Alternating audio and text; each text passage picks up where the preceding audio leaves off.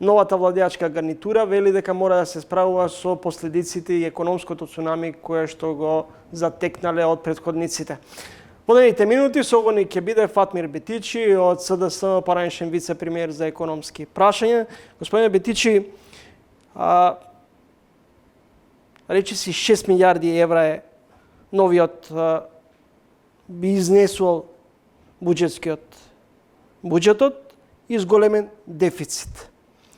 Што значи ова прекројување на државната каса и продолжување на политиката на задолжување?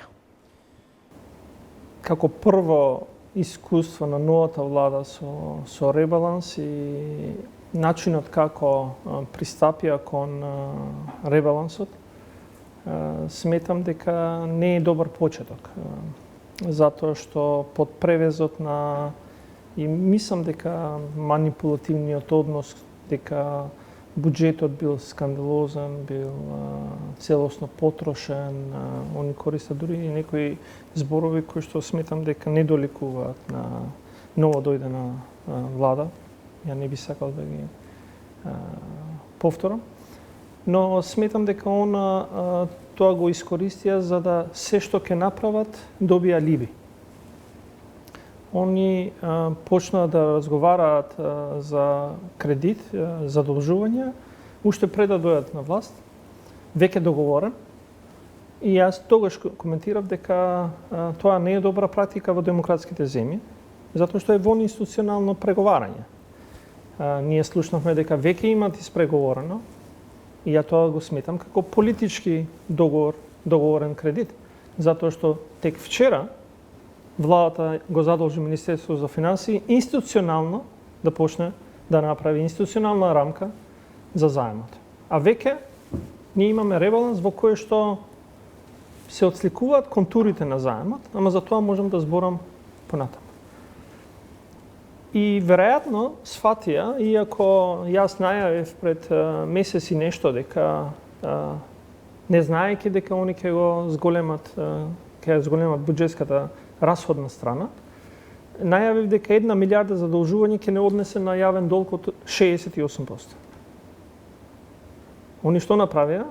Го намалија задолжувањето на 500 милиони и сепак сме на 68% јавен долг, но не кажуваат дека ја зголемуваат рамката на задолжување дома за цели 240 милиони евра на првичното планирање и тоа го прават под превезот на ама не се потребни парите. А каде ќе отидат тие 240 милиони евра задолжување во домашните банки? За што да покријат? И трета работа, сфатија дека ако денеска дојдат во ребаланс со задолжување од 1 милиарда, јавниот долг ќе отидеше над 74%. И морам да признам дека во историјата на независна Македонија има два моменти кога сите ќе ги памтат и следните поколенија ќе ги памтат, а тоа е периодот кога имавме најголемото задолжување со највисока камата од некаде 9% од ВМРО ДПМН. И исто така, веројатно, ќе го памтат периодот август 2024 во која што јавниот долг достигнал 68%. На два наврати го споменавте високиот јавен долг кој ќе изнесува околу 68 насто. Можеме како држава да ги сервисираме долговите? И ова темпо на задолжување да го продолжиме? Значи, они прават задолжување за наредните 3 поколенија. Тоа е во суштина резултатот. Наредните 3 поколенија ќе треба да го враќаат јавниот долг.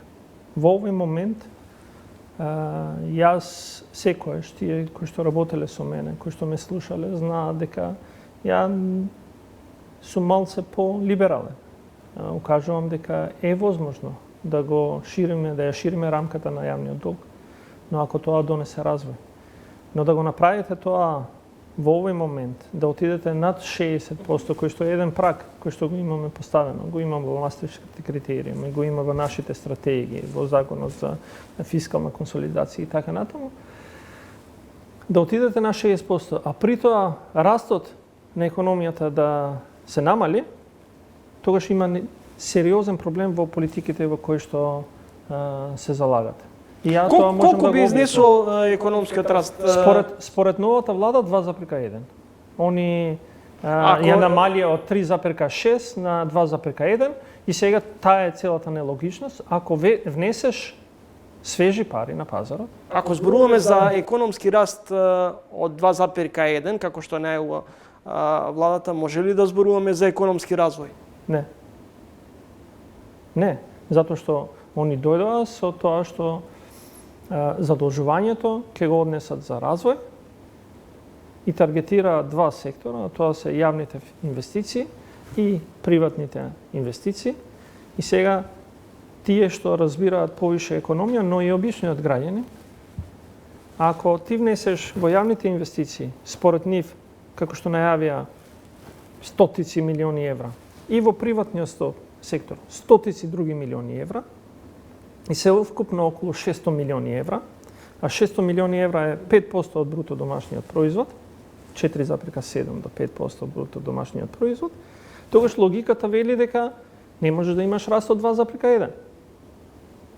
Тука нешто се крие и они го знаат дека во суштина овие пари не се за развој, туку за да сервисираат социјалните давачки, затоа што таа е друга категорија во која што отидовме над прагот од 50% на социјални расходи, кои што ние ќе треба целосно да го редефинираме во нашата земја. Дали тоа значи дека ќе биде неминовно во текот на наредниот период да се соочиме со кратење на расходите?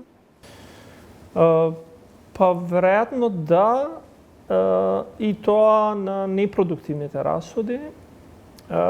Ја мислам дека ќе треба да се направи непопуларното, а тоа е намалување на расходите во јавниот сектор и они нужно ќе бидат принудени тоа да го направат, тоест ќе сакаат, затоа што го покажа и со економските директори, кои што сметам, економските директори во јавното здравство, кои што сметам дека е добар чекор, но ќе треба да ги елиминираат сите непотребни расходи во сите сектори, а ги има навистина многу. Што ќе треба да се направи за да се набали високиот јавен долг? Видете, прво има еден момент кој што најверојатно они не го зборуваат јавно, а тоа е ни креираат уште една поголема дупка во пензијскиот фонд. И тоа ќе биде сериозен буџетски издаток. Они ни укажуваат дека фалеле 5 милиарди. Во принцип не се сите пари потребни само заради зголемувањето. Има еден дел затоа што имате период на 6 месеци избори, секогаш се знае дека паѓаат придонесите и економската активност во тој временски период. Но од друга страна, целото линеарно зголемување ќе донесе буџетска дупка од 300 милиони евра. Тоа е 18 милиарди денари, кои што секоја година ќе има на сегашниот буџетски дефицит кој што го имаме за ПИО, кога ќе надокнадите уште 18 милиарди, тоа е веќе сериозно за размислување, го доведува во сериозна положба пензијскиот фонд. Второ, ја ускратува можноста да пензиите растат со трошоците на живот и растот на просечните плати, затоа што најверојатно методологијата ќе укинат. И таму нема да може ништо да се направи, но за жал за 3 до 4 години ќе видиме дека положбата на пензионерите ќе биде многу полоша од кој што денеска е дојдена. Им останува расходната страна на непродуктивни трошоци. Вообичаено викаме стоки и услуги, договорната ставка за стоки и услуги, но ја мислам дека во среден рок тоа што треба да се намали е оперативните трошоци, тоест плати и надоместоци, затоа што сметам дека оваа економија, оваа држава не може реално да трпи со толкав број на вработени во јавен сектор, а особено што ефикасноста паѓа, ефикасноста се мисли на давање на услугите секогаш паѓа. Зошто, господине Бетичи, имате резерви и го критикувате унгарскиот владин кредит и зошто имате сомнеш ако, како што вели владата, Унгарија има искрени намери да ни помогне? Затоа што го кажавте, е во институционално договарање. Ние го немаме видено законот во собрание, јавноста ги нема видено условите. И кога е политичко договарање, можно е да имате политичко влијание. Што е политичко влијание? Интересите на друга држава да станат ваши интереси. Ако не би било така, тогаш како е возможно, ако до вчера за никого не беше проблематичен коридорот Исток-Запад, коридорот 8, не беше проблематичен. И затоа се вложуваат пари. Две држави, членки на НАТО, за да од вчера слушнеме дека веќе тој коридор не е битен. Исток-Запад, поврзувањето со Бугарија и поврзувањето со Албанија не било толку битно. Побитен бил јужниот коридор, кој што ја врзува Грција со Унгарија. Србија и Унгарија. Ако ова не е политичко влијание, не знам што е. Во времето на вашето владење на СДСМ, договорот со Бехтел и Енка го промовирате како еден од најголемите капитални инвестиции. Зошто прво договорот беше класифициран? Затоа што под истите услови како што оваа влада не може да го декласифицира. Не заради нашето барање, туку заради барање на договорната страна, тоест Бехтел, кој што смета дека во договорот има деловни тајни, кои што влегуваат во деловниот процес. И затоа сметаат дека не би требало целосно да се обзнане. И јас секогаш укажував дека можеби парцијално треба да се декласифицира. Сметате дека владеачката гарнитура нема да го декласифицира договорот? Посметам дека да сака и да може до сега ќе го направи.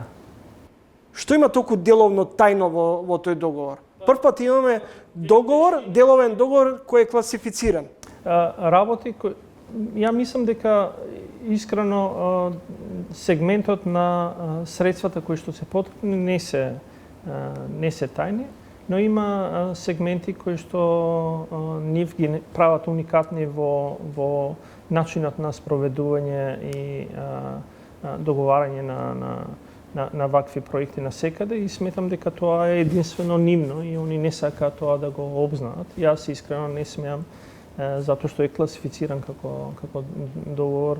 Јас сум го видел, но не смеам да ги обзнанам јавно затоа што тогаш не би бил класифициран. Имате сомнеш во делот на најавата на владата за зголемување на пензиите. Сметате дека нема да успеат буџетски да го издржат овој темпо? Секако буџетски не можат да го издржат. Пензискиот фонд не е во ситуација да го издржи. Тоа што владата го прави е со ставање на располагање на други средства. Реалното зголемување сега во септември не е 2500 денари. Они според методологијата во септември сите пензионери ќе добија зголемување на пензиите. Најмалото 1000 денари. Значи најмалиот примател на пензија ќе добиеше 1000 денари зголемување, сега добива 2500, значи добива разлика од 1500 денари. Но како одите погоре, таа разлика се намалува. И вие имате некаде 50 на 1000 пензионери кои што нема да добијат реално, туку ќе изгубат. Затоа што според методологијата они ќе добијат поголемо зголемување од колку што сега ќе добијат во септември. Во март ќе добијат дополнителни 2500 денари, 2500 денари, но ја губат методологијата. И веќе во наредниот септември ќе престане. И се враќаме на стариот начин во кој што ја ти давам која ја сакам. И веројатно пред избори тамо некаде ќе добијат уште 1000 или 2000 и ќе кажеме еве имаме реален раст на пензии. Ние сакавме тоа да го забравиме, да го однесеме во историја. Не треба да забравиме дека извлековме преку 120.000 пензионери надвор од прагот на сиромаштија. Прагот на сиромаштија според Светска банка се дефинира како на 14.000 денари. Ние кога дојдовме имавме 280.000 пензионери кои што примаа пензии под 10.000 денари. Знаете колкава е таа бројка? 280.000 пензионери.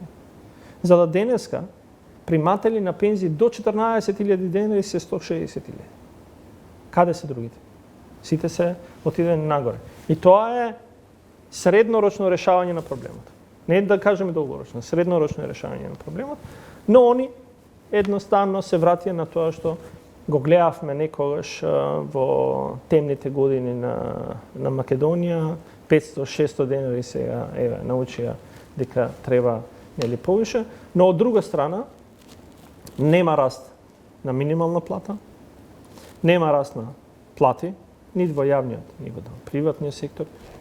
Од друга страна, критичари се на растот на плати и јас прашањето ќе го поставам. Како ако немате раст на плати, ќе имате раст на пензии? Донеле одлука за вработување. Добро, дека има зголемување на платите, меѓутоа имаме и повисок животен стандард. Имавме и ценовен шок. Да, ама имате зголемување на просечна плата од 13,6, а имате инфлација од 3,1. Доста работи се направени за државничко однесување, на среден рок да ја врата државата направи стави и вистински да ја направат горди. За месец дена, за 30 дена видовме дека немаме ништо од гордоста, имаме едно бледо Г, кое што најверојатно ќе не направи со многу полоша положба од оваа во која што се наоѓаме. Следите тренинг гостин во емисијата Фатмир Бетичи од Социјалдемократскиот сојуз, поранешен вице-премиер. На крајот две политички прашања. Што и пресуди на СДСМ за да доживее фиаско на изборите? Неодлучноста во справувањето со корупцијата и криминалот или станавте поданици на Дуија и Али Ахмети? Ние, за жал, во 7 години владење моравме да донесеме тешки одлуки, кои што секогаш имаат одредена цена. Но ние ги носевме затоа што сметавме дека тоа ќе донесе нова перспектива за нашите деца. Сметам дека ако во 2020 не стигна казната за преспанскиот договор, за менувањето на името, тоа заедно со економските кризи, со енергетската криза, со зголемување на трошоците за живот, со војната во Украина, со непринципијалното и не проевропско однесување на сите чинители кои што се во владеачката структура, направија да има сплет на околности за да го добиеме тој резултат кој што го добивме. За жал, јас дури сум, бидејќи држав висока функција во партијата, сум доста критичен и кон нашите функционери. Ја не го опишувам тоа како дали кревале или не кревале телефон, дали сработеле или не сработеле и за кого сработеле. А ако работеле за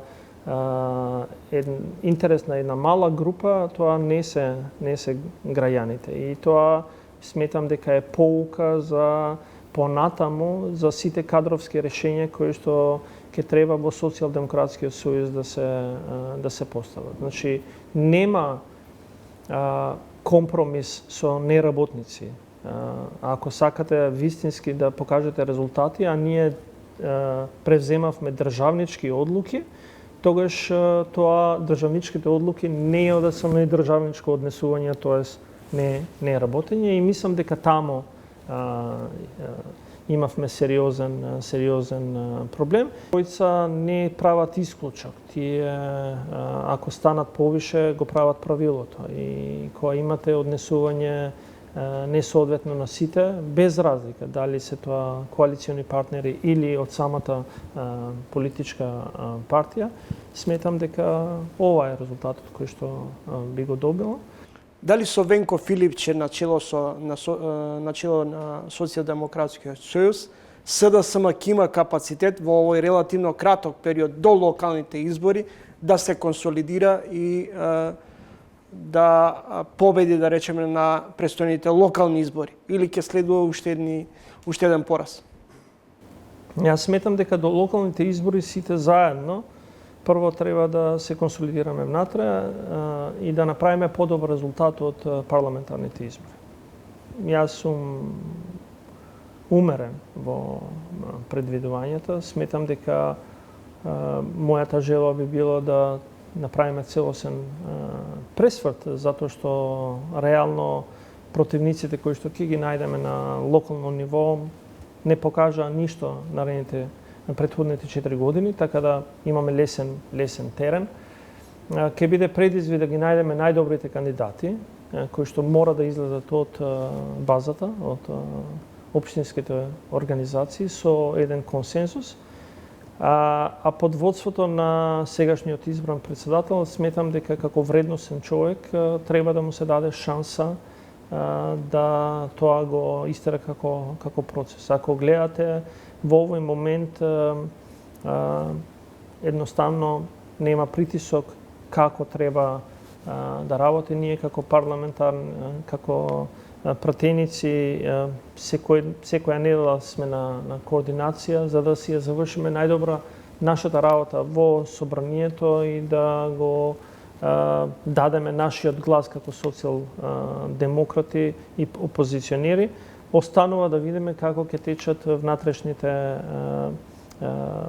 дефинирање на внатрешните органи и тела кои што треба токму да не однесат во тоа што сите го очекуваме, враќање на власт, дали на локално или парламентарни избори, но сметам дека имаме доволен простор за и време за реорганизација целосно и реструктурирање внатрешно.